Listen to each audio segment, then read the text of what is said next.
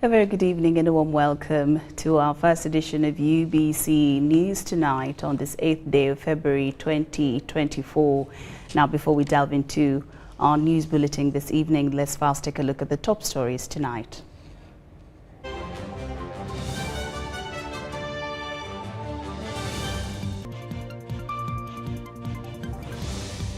In our headlines tonight, Museveni discusses regional peace with Uhuru as M23 and DRC forces clash again.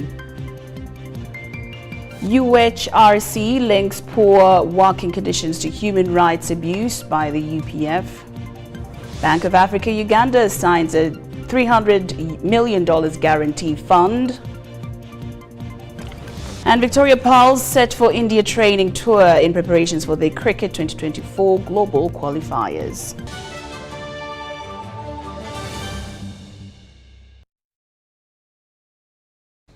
Good evening once again. I'm Laurny Masika Kazimoto. President Yoweri Museveni has met former President of the Republic of Kenya, His Excellency Uhuru Kenyatta, the facilitator of the East African Community-led Nairobi Peace Process in the DRC. The two discussed regional mandate alongside recent developments in the Eastern Democratic Republic of Congo. Shortly after the meeting last evening, the M23 rebels and the DRC government forces resumed clashes in which a reasonable number of people were killed, many sustained injuries, and hundreds of innocent civilians fled Eastern Democratic Republic of Congo. As President Museveni met the facilitator of the East African Community-led Nairobi Peace Process in the DRC, His Excellency Uhuru Kenyatta, fleeing Congolese had gathered at a busy road while carrying their belongings as they fled the Masasi territory in the DRC. Following the clashes between the M23 rebels and the DRC government forces at a road near Sake on Monday. The conflict between the M23 and the DRC government forces is intensifying in the eastern DRC's Masisi territory, according to reports after days of unrest that led dozens injured. The tensions have displaced many villages and overwhelmed health centers, according to humanitarian forces.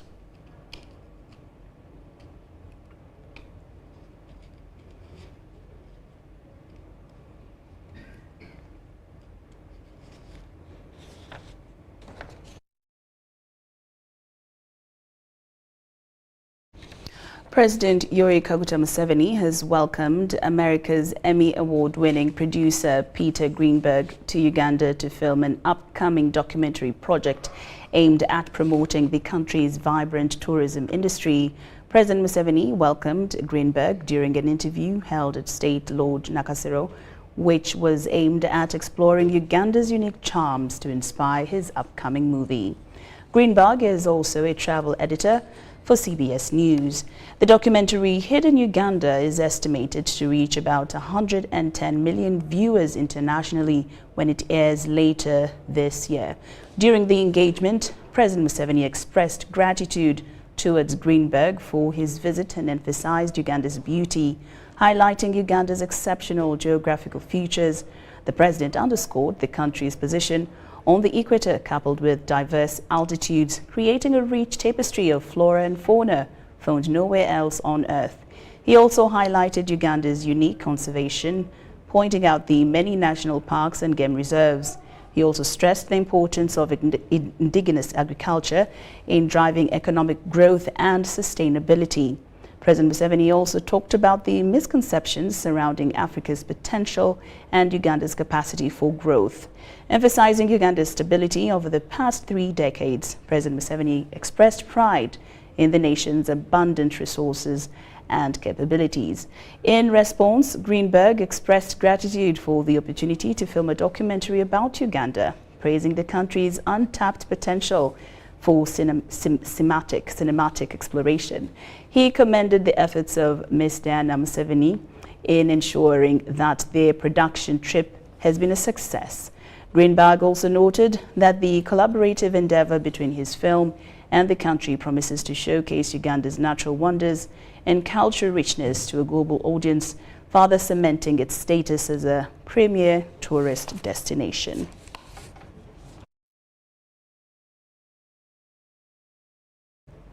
The First Lady and Minister of Education and Sports, Mrs. Janet Museveni, has welcomed the Institute for Women's Health Proto Program, which aims to strengthen life and families in like-minded countries to defend their values, protect the people and secure their future. The Proto Program was designed by the Institute of Women's Health to help nations fulfill objectives of the Geneva Consensus Declaration signed in October 2020 by a coalition of countries affirming their dedication to the protection of the family as the natural and fundamental unit of society.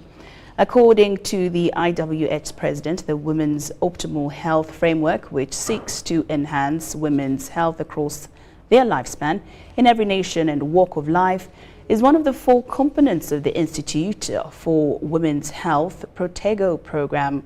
Other parts are to do with the education of parents to empower them talk to their children on difficult subjects like sex education, strengthening laws, policies and protections for women in families, and building diplomatic skills to limit the space for ideologies considered inconsistent, intrusive or harmful to the nation. The First Lady described the Proto Program as a blessing and good news to hear for a country like Uganda that is being intimidated because of our values. She applauded the team for forming such groups and organizations that can come to Uganda and give us information and show that we are not alone in the world, but there are others that are like-minded who still hold the same values and are walking by them. She also stressed the need for parental involvement in building their children and felt that Proto Parent Guide was a helpful resource for parents. The Proto Education Parent Guide supports parents as primary educators of their children to share values, traditions, and faith regarding character, relationship, reproduction, and families. The team from the USA are in the country for the global launch of the Women's Optimal Health Framework, which Uganda is hosting on Friday, the 9th of February 2024 at State House Entebbe.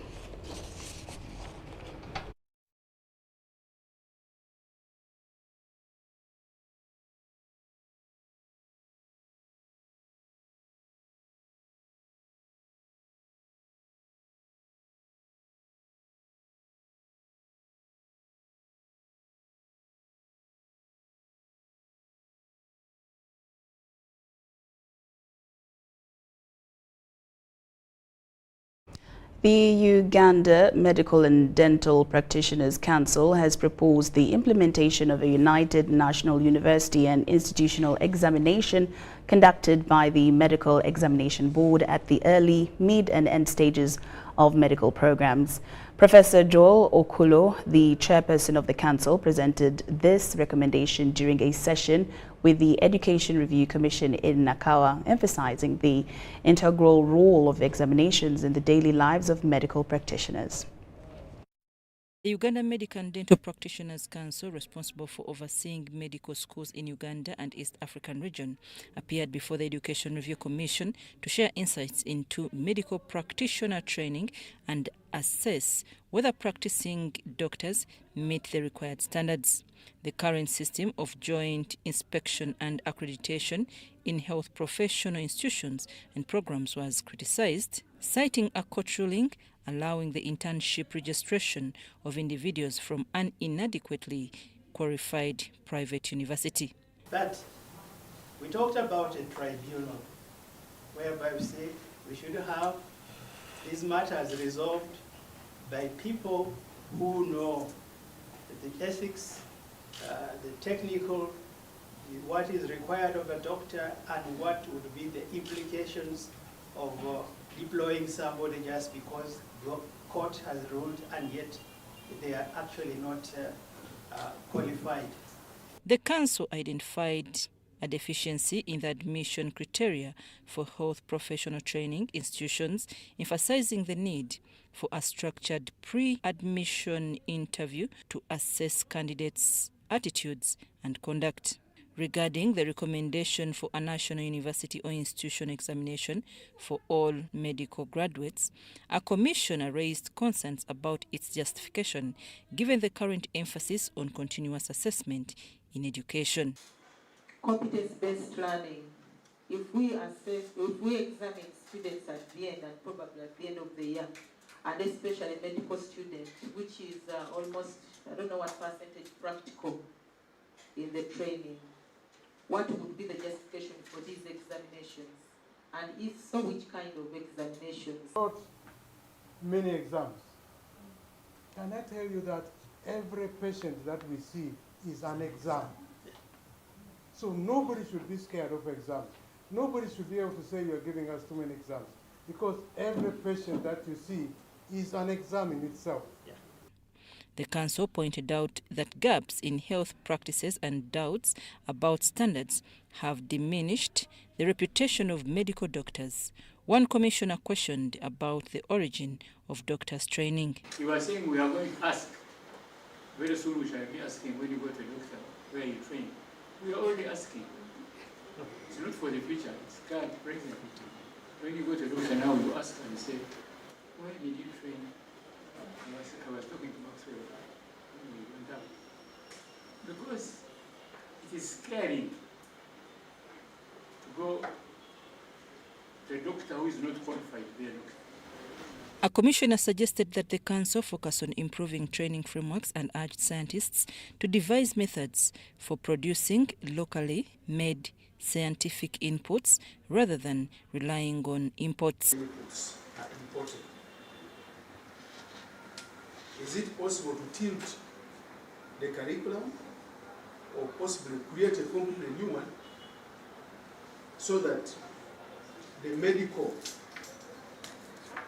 scientists can help us create some of those products, because we are consuming everything is important. The council recommended that the government offer scholarships in critical areas with severe shortages such as oncology, neurosurgery and heart surgery, and emphasized the importance of retaining locally trained specialists. I'm Nafka Farida and Sana Anet in Kampala. The Uganda Human Rights Commission is concerned about the living and working conditions of the Uganda Police Personnel. In a report titled "Squeezing Water Out of a Stone," the Uganda Human Rights Commission reveals that police personnel deliver services under harsh and working and living environment, which Mariam Wangadia, the chairperson of the Uganda Human Rights Commission, presented a number of challenges captured in the report, including unfairness in deployments, transfers and promotions in the institution, which she says have fueled human rights abuse by police officers. Squeezing water out of a stone is the newly released research report by the Uganda Human Rights Commission, pinning Uganda Police Force on human rights abuse.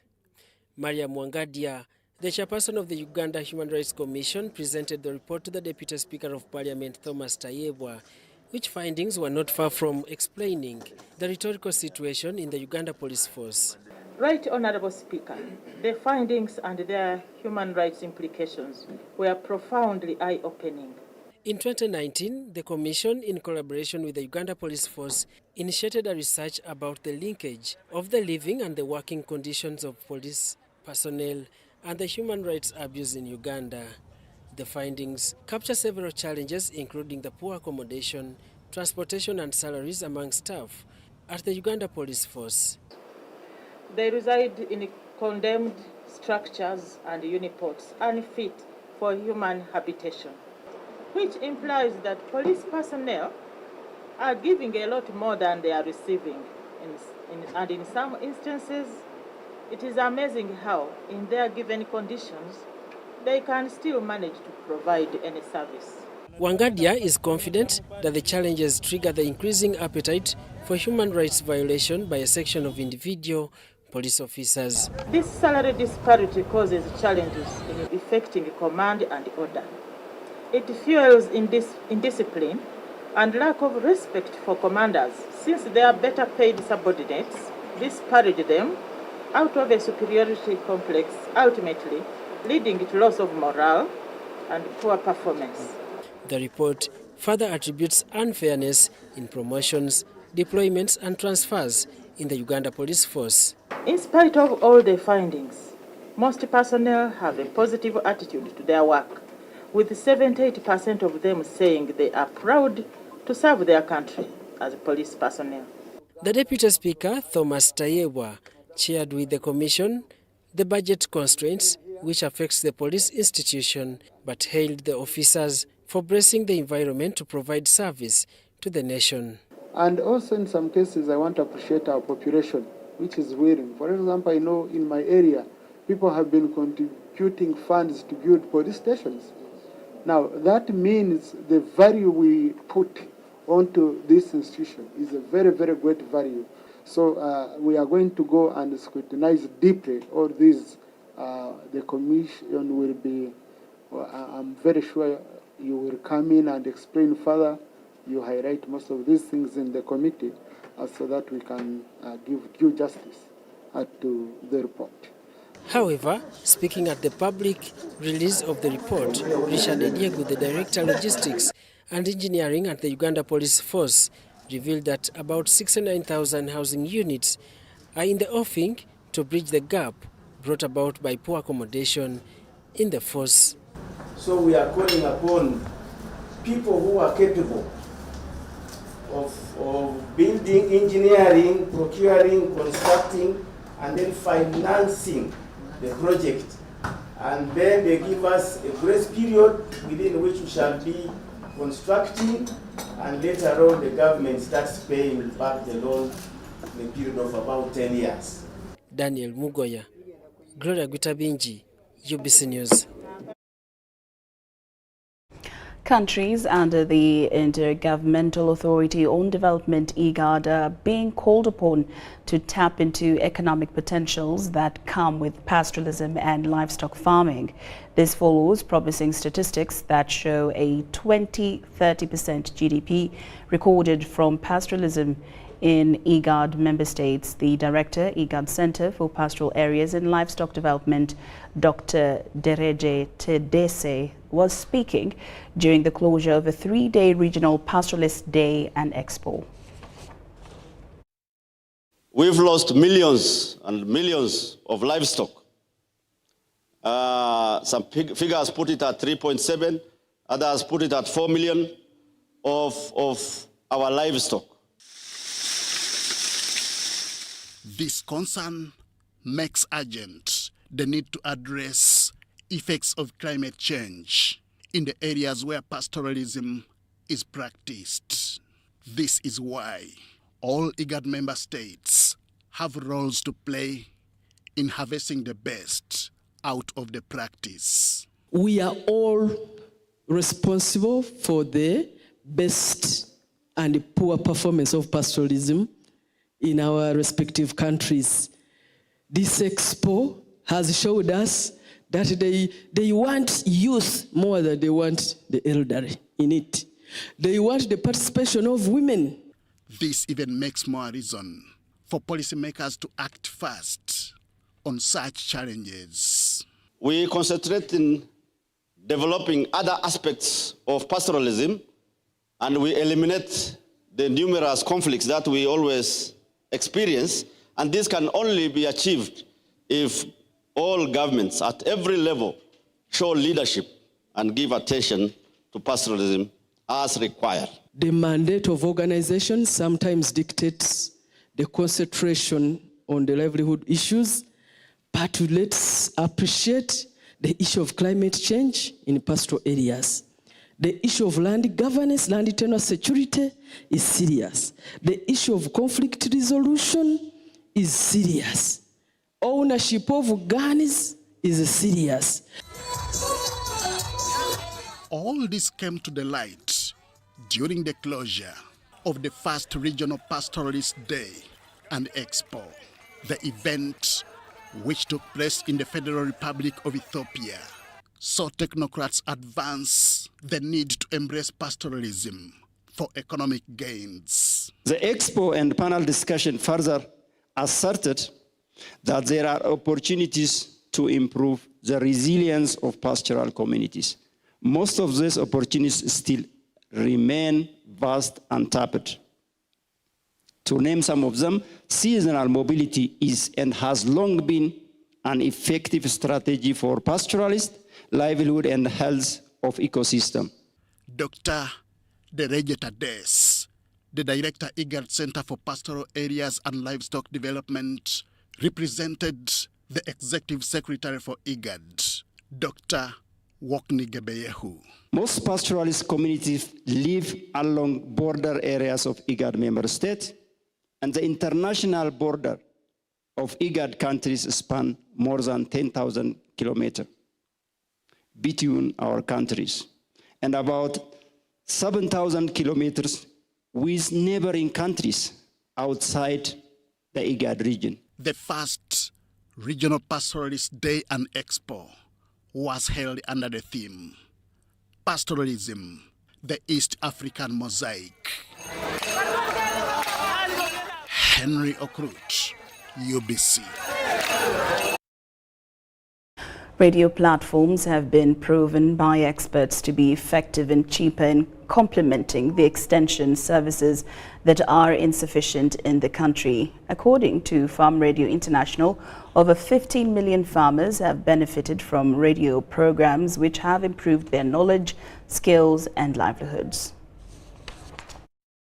Apparently, the ratio of extension workers to farmers stands at 1 to 2,000 household farmers, which is still a hurdle in serving farming communities in the country. Even if we have no sufficient resources to have enough extension staff, we can leverage on technology to see how best we can use the existing extension officers to reach as many farmers as possible.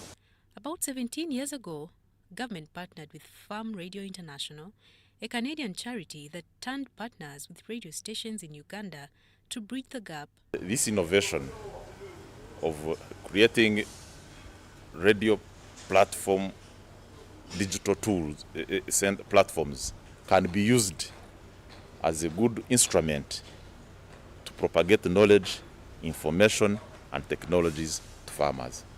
The farmers have been receiving vital information and new farming technologies through radio talk shows that have helped them to boost their agricultural outputs.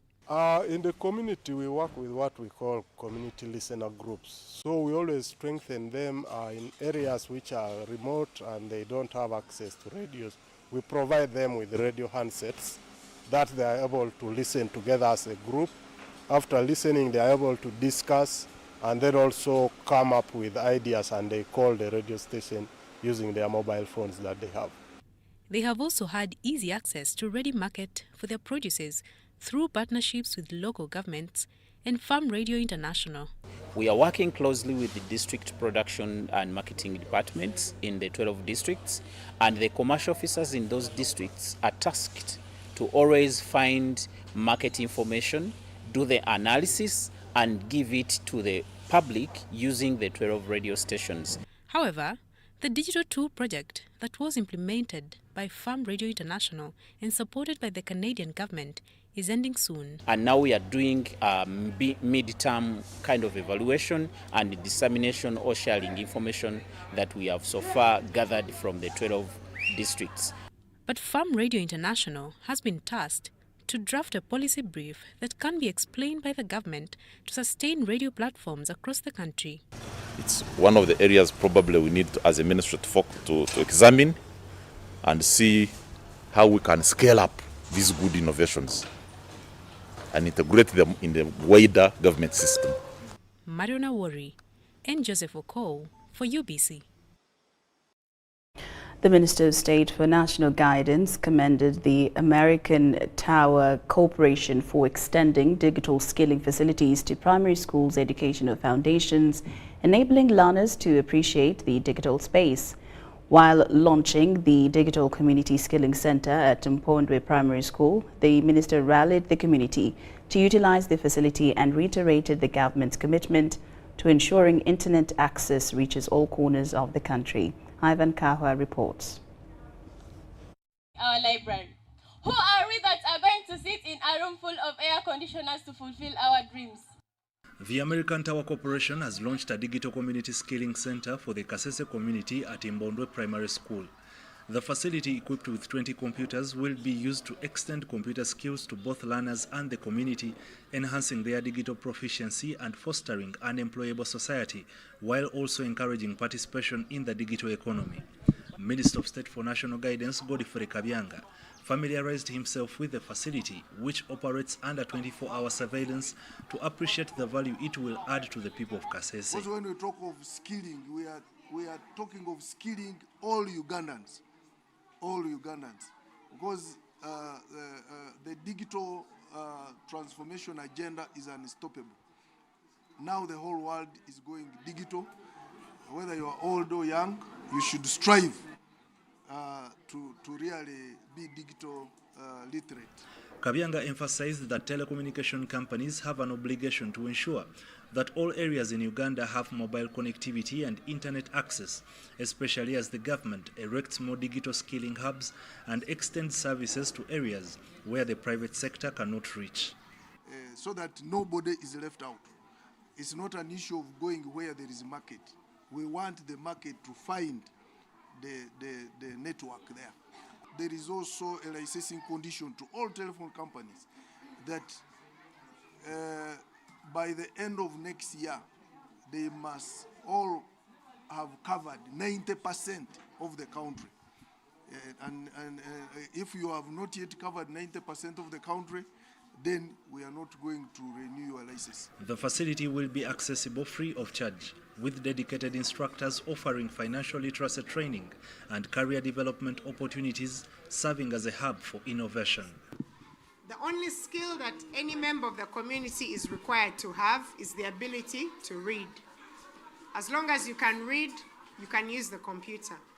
But we believe that even if the level of reading is very low, the tutors that are in these communities can support anyone across our population. At every month, we have students that are graduating, either young or old, but are graduating with a certificate in computer studies. Joseph Chizito, the head of consumer affairs at the Uganda Communications Commission, noted that the support provided by ATC complements the ICT lab projects executed by the Commission in over 1,000 secondary schools in Uganda, including those in Kasese. These meaningful interventions will make the vision of a digitally transformed Uganda a reality. That is inclusive, is a reality that is inclusive, dynamic, and enriching for all. There are plans by NITAU to provide public internet to communities in Yoweri, while the government is embarking on Phase 5 of the National Backbone Infrastructure Project to ensure that every parish in the country has internet access. Ivan Kahwa, UBC News, in Kasese District.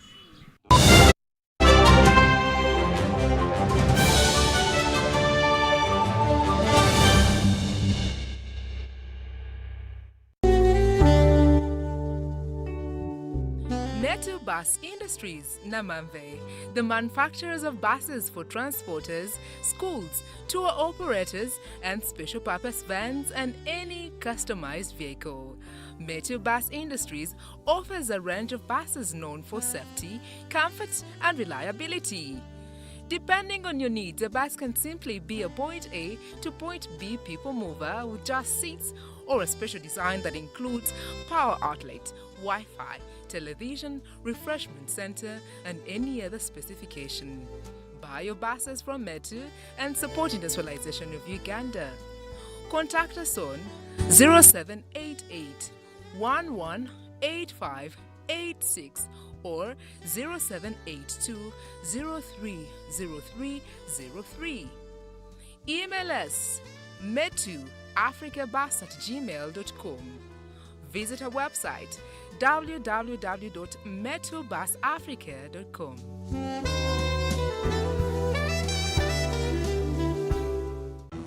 Fred!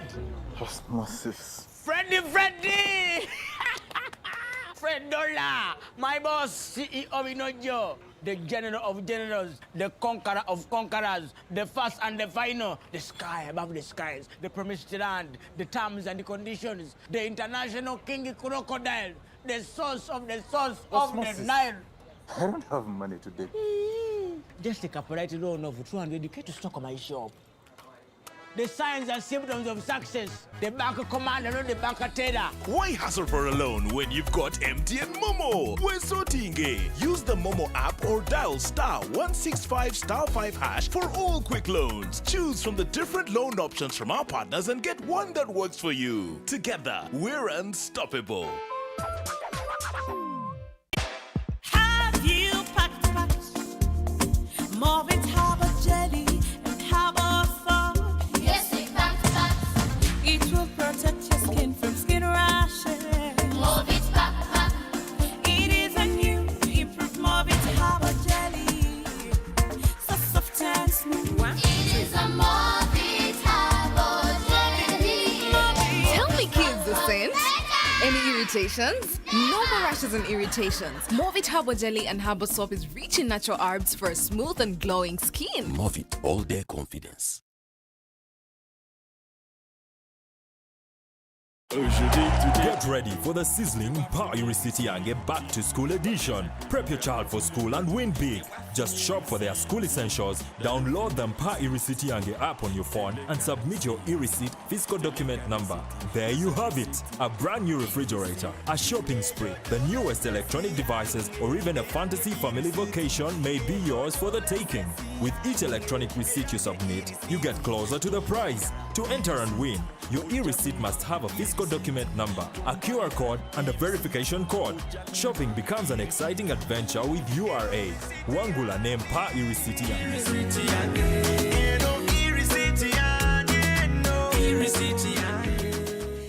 Uganda Revenue Authority. Developing Uganda together.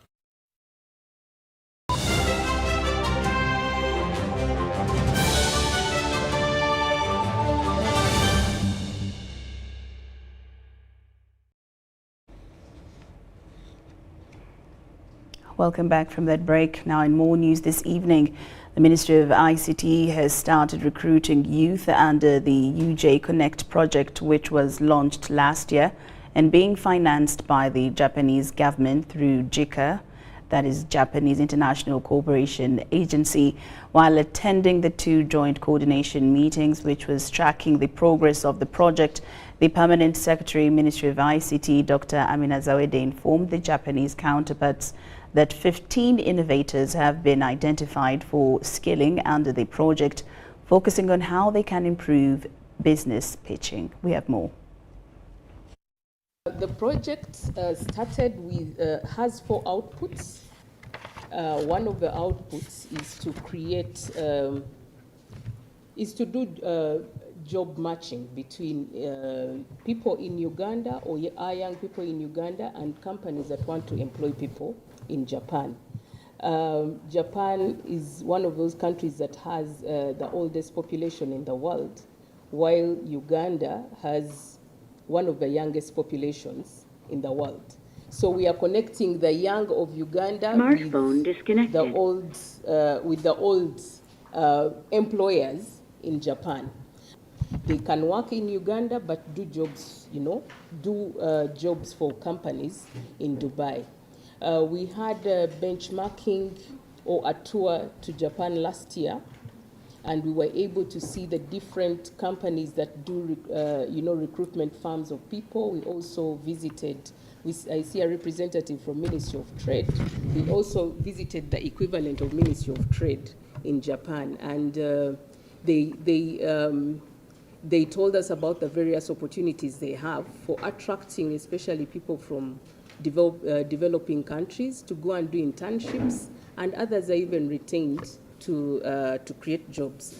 So the purpose of this project, UJ Connect, is to ensure that by the time it is completed, after 3 years, we have defined outputs. We know how many people have been employed, how many people have been trained.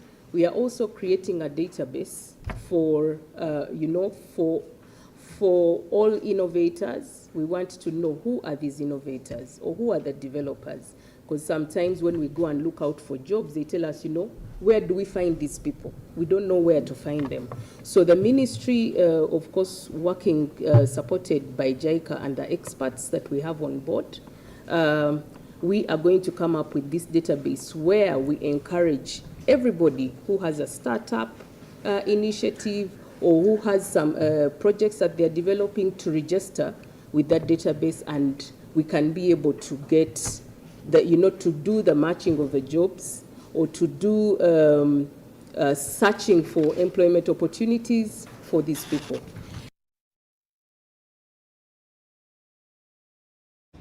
Now, in a layman's language, Orchards House Farm Limited may qualify to be called a cocktail of farming and agriculture production. Sitting on 700 acres, the fully commercial demo farm operates on sound business principles, running programs that create positive impact in the lives of farmers.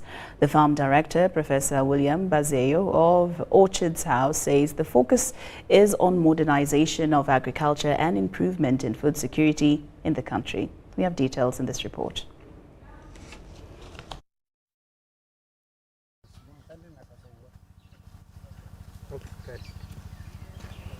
Sitting on about 200 acres of land, 8 varieties of mango fruits are produced here at Orchards House Farm Limited. These are produced for both local and international markets. The Agricultural Resource Center and a demonstration farm is a home to mango varieties including apple, Tommy, Akins, Pawin, Dodo Red and Green, among others. Sulaiman Githinji, the in-charge mango section, says whatever they do is compliant with environmental standards. Actually, for a season, we normally make sure that we spray not more than 4 sprays. And we normally have very good chemicals, which are food safety. For us in this farm, we are global gap compliance. We normally use chemicals which are human friendly. We also keep bees. We make sure our chemicals do not destroy bees. And also they are food safety because of export. The demonstration center also acts as a benchmarking point for modern farming. Government officials, students and farmers visit the farm from time to time. That whatever opportunities we have seen for investment, for cooperation with your farm, we are going to harness them. Okay. The fortunate bit, Professor, is that we've come at a time when we are in the budgeting process. So this gives us an opportunity to see what it is that we need to do as government to make you succeed. So that we do not only stop at this level, but we also go further into value addition, still in Nakasongola like you promised. Nakasongola is a semi-arid area. The farm is challenged by vagaries of nature which limit sustainable production. However, mechanisms are put in place to boost production. The trees here started giving us fruits within 2 years, 2.5. And unlike the expected 3 years, 3.5 years. Because of the climate, one of the things is that mangoes that I have seen here, they don't need a lot of water because this place is very dry. So the rains that come are nearly sufficient. We do not irrigate these mangoes. The more the rains, the smaller the fruit and the less the sweetness. The more the sun, we get bigger fruits and they are sweeter. So we have to compromise. Rains for other crops and animals and the sunshine for mangoes. So once we have a lot of sunshine here, the fruits are very big and they're very sweet. This season we had 180 tons of mangoes. This season it has gone up. We have turned up to 220 tons of mangoes. Now the ones that we are saying we are just finalizing. We are just on the, within 2 weeks we are done. At this time we are tuning to 210. So we have like 8 to 10 tons left. This makes it a hub for quality seedlings for all the 8 varieties of mangoes. Those who visit the farm do not leave it the same way they came. Ventures such as horticulture, which has hubs, provides learning space for potential farmers. The apiary has over 500 hives from which they harvest, process and pack pure honey, venom and propolis. The ventures go on, including feedlot farming for fattening bulls for beef, as well as goat farming, breeding herds, herd of over 500 goats, measuring on savanna and South African boar. Zahra Abigaba, UBC News. The Ministry of Karamoja Affairs has initiated a crucial food distribution program in Karenga, Abim, Kotido and Kabong districts within the Karamoja sub-region. This response follows widespread hunger caused by crop failure and damage inflicted by wild animals on gardens in these areas. State Minister for Karamoja Affairs, Agnes Nandutu, presided over the launch event in Kabong district. The ceremony was attended by State Minister for Ethics and Integrity, Rose Lily Akello, as well as security and district officials along with local residents. The Ministry of Karamoja Affairs has collaborated with Namalu prisons to cultivate maize, aiming to provide sustenance for vulnerable populations in the Karamoja sub-region. Karamoja routinely faces hunger crisis, resulting in loss of lives and malnutrition, especially among children. Severe crop failure due to limited rains and wildlife destruction in the green belts of Abim, Karenga, and Kabong districts contributed to last year's poor harvest. State Minister for Karamoja Affairs, Agnes Nandutu, officiated the maize distribution launch in Kabong district. We are distributing this maize, each district 501 bags of 100 kilograms each to facilitate the vulnerable people who are sick, very old, the lame, to have food. The event was attended by State Minister for Ethics and Integrity, Rose Lady Akedo, Kabong district officials, security personnel and local residents. Nandutu expressed gratitude to those contributing to restoring stability in Karamoja. Minister Rose Lily Akello led the launch of the distribution of iron sheets in Kabong and Kotido districts. District received 18,798 iron sheets, benefiting 197 reformed warriors and 526 vulnerable individuals. Minister Akello and Nandutu encouraged beneficiaries to use the iron sheets to improve their lives. Get these iron sheets, never sell them, utilize them to build a house for all these vulnerable people. Anyone got? Encourage these ones who have benefited from this program to go and encourage others to bring back the guns, and we shall give them gods, we shall give them iron sheets, and we shall give him an alternative. Kabong district leaders extended their appreciation to the government for its commitment to transforming lives in Karamoja. As a district, we thank government for the relief food, but we still have a challenge. Thank the NRM government and His Excellency the President, Yoweri Museveni, for considering our people in Karamoja. Kabong received all our iron sheets except 76 beneficiaries are going to miss. In other words, 4 people per sub-county will not receive because of, I think it was a typing error somewhere. To effectively utilize these iron sheets for construction, not again to sell them like in the previous cases, and then they get back to the same level of having very small and weak thatched houses. Local leaders outlined district plans to ensure the effective utilization of the distributed iron sheets. Like really old, there are those that are disabled. So as leaders, we are trying to mobilize some of their family members, their children, their sisters and brothers, to try and lay bricks so that they can maybe help their vulnerable household members raise the roof at least.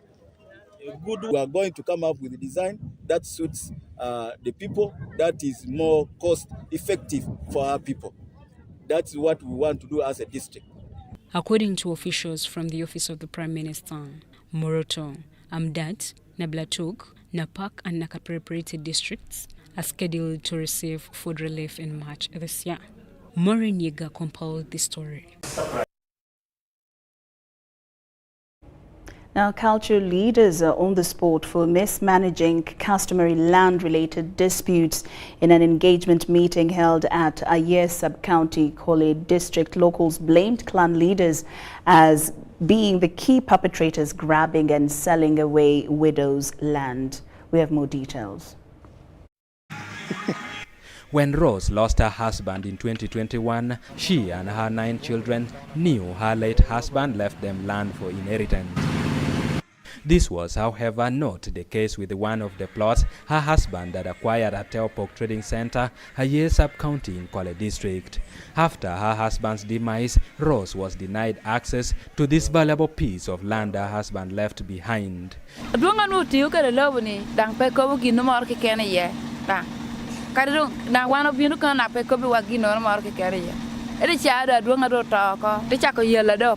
The 50-year-old, together with the LC1 of this area, received several threats and gave up on pursuing the case between Rose and her clan brother.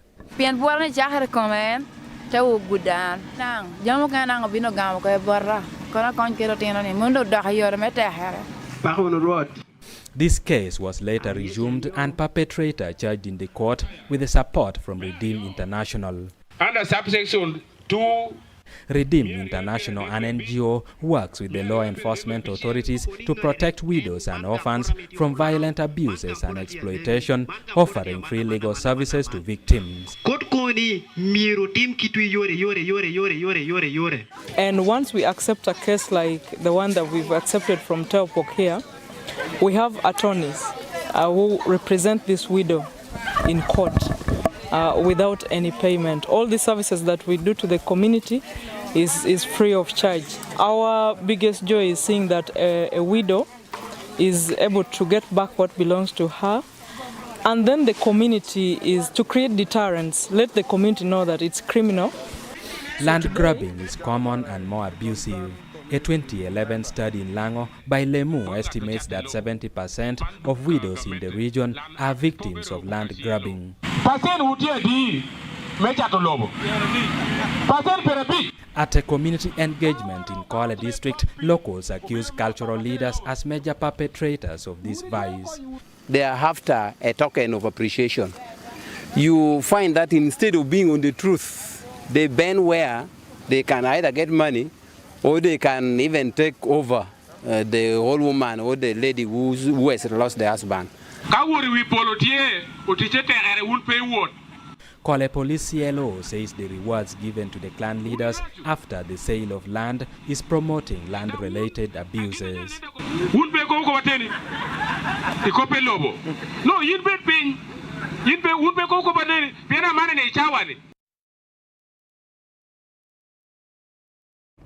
UBC News Tonight will take a very short break, but return with more stories after these messages.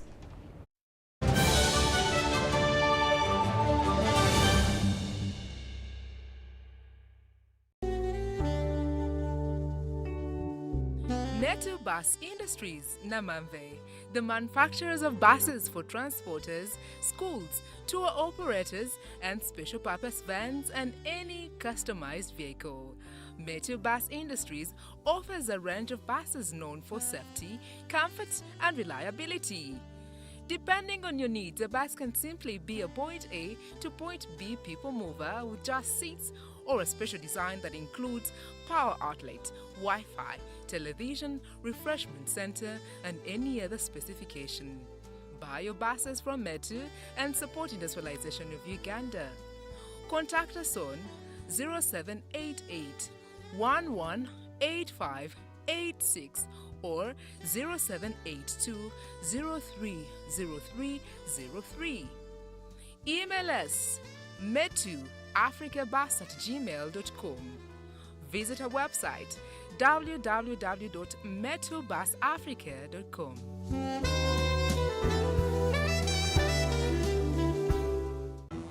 Fred! Osmosis. Freddy! Fred Dollar, my boss, CEO Inojo, the general of generals, the conqueror of conquerors, the first and the final, the sky above the skies, the promised land, the terms and the conditions, the international king crocodile, the source of the Nile. I don't have money today.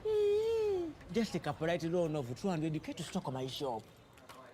the signs and symptoms of success. The bank commander, not the bank teller. Why hassle for a loan when you've got MTN Momo? We're Sotinge. Use the Momo app or dial *165*5# for all quick loans. Choose from the different loan options from our partners and get one that works for you. Together, we're unstoppable. Hi, my name is Dennis Masindo Nyango, former Uganda Cranes captain and goalkeeper. My kind of a tank at home is a Crest tank. I use it at the farm and at home. I recommend it for everyone.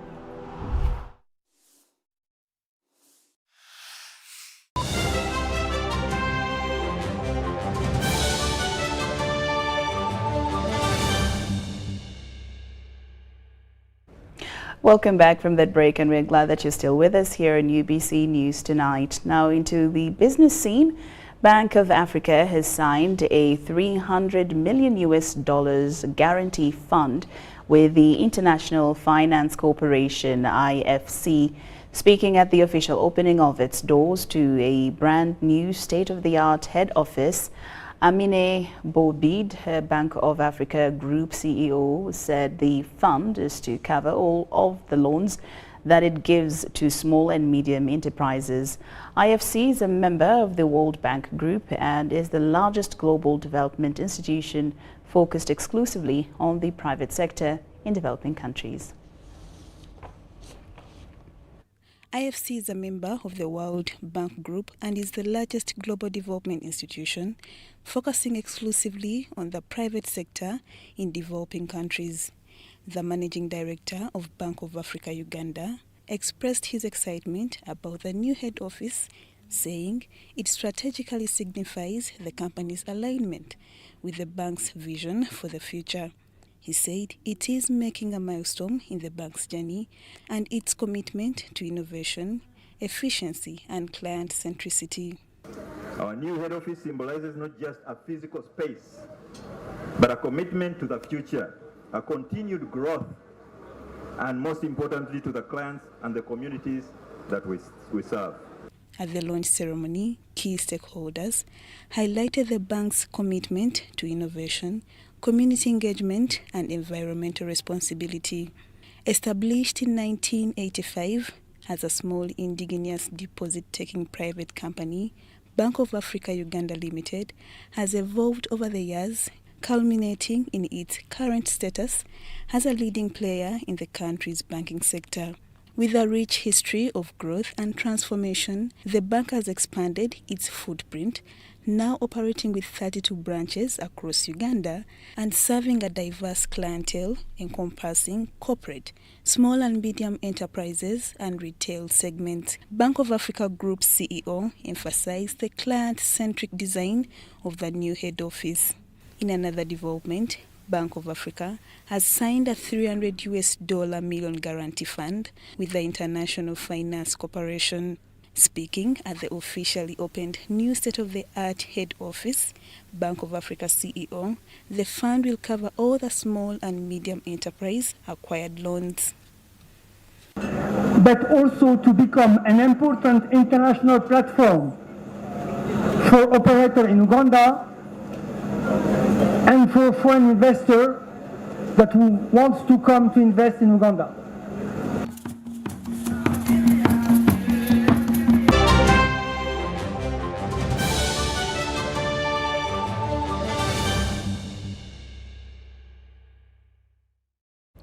And into the world of sports, ahead of the Africa Games and the 2024 T20 Women's World Cup Global Qualifiers, Uganda's women's senior cricket team, the Victoria Pearls, is gearing up for a training camp in India.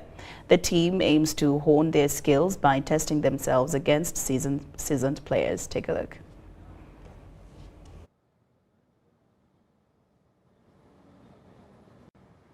Having been in camp for over a month, the team has diligently addressed the gaps identified during the regional qualifiers and focused on overall improvement in their gameplay. We have tried to work on our fitness. This is the second time we're doing a fitness test, which has been much better. The results are better than the first fitness test we had in January. We're working on power hitting now. We're trying to make sure we capitalize a lot on the power play. some tactics of the game. Of course, they're still learning a lot about the game. The game is changing, so we need to consolidate every tactic that is out there and how the cricket is changing so that we have better plans. In a few days, the Victoria Pals will embark on their journey to India, where they will face challenges from experienced players, further enhancing their skill and teamwork. What I'm looking forward is, I'm really looking forward to see that we have improved, because we are working right now. So during those tournaments, I want to see that improvement. We need to activate that improvement come those tournaments, because our batting, we've kind of changed some things here and there. So we are going to implement and see that is it working for us as a team or it's not working, so that we can come back and use the least time we shall have between those tournaments and the qualifiers come April. The team secured a spot in the 2024 T20 Women's World Cup Global Qualifiers by defeating Tanzania in the regional qualifiers held in Uganda last December. The upcoming global qualifiers are scheduled to take place in Dubai in April 2024. The ultimate goal is to secure a spot in the 2024 Women's T20 World Cup in Bangladesh, scheduled for September and October. Grace Joyce Kemigisa, UBC News. And that wraps it up on UBC News tonight, but do join us for a second edition at 10 o'clock. Up next is You Health Chat with Sophia Matovu. See you at 10.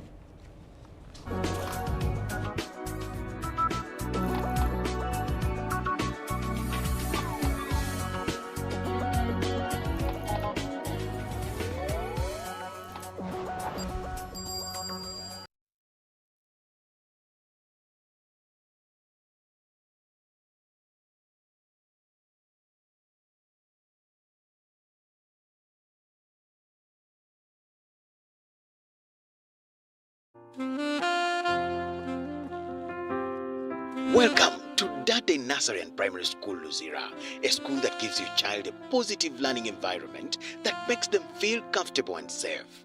We are a progressive year-round nursery and primary school, providing a child-centered approach to early learning, collaborative family atmosphere, and a safe, inspiring environment that encourages exploration and creativity. Dade Nursery and Primary School offers a wide range of co-curricular activities that promote teamwork, physical and mental development, including ballet, soccer, basketball, piano, and home economics. Admissions are in progress from baby class to P7, starting from the 8th of January to the 5th of February 2024. Find us at the first left turn after Oryx Service Station towards Luzira.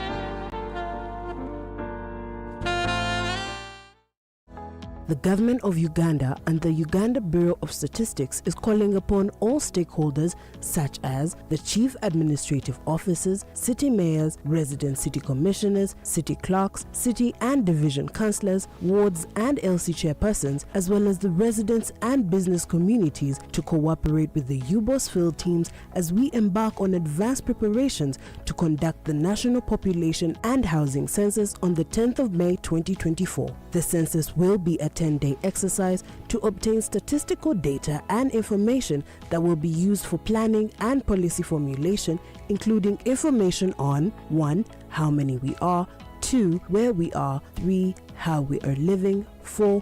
What we own, and 5. Where we access services from. The Uganda Bureau of Statistics has now started listing of households and mapping in the 11 cities of Arua, Fort Portal, Gulu, Hoima, Jinja, Lira, Mbale, Masaka, Mbarara, Soroti, and in the Greater Kampala comprising of Kampala, Wakiso, and Mukono districts. For more information, please call 0755 342 128 or 0773 342 128. This message is brought to you by the Executive Director and Census Commissioner, Uganda Bureau of Statistics. Census 2024. It matters to be counted.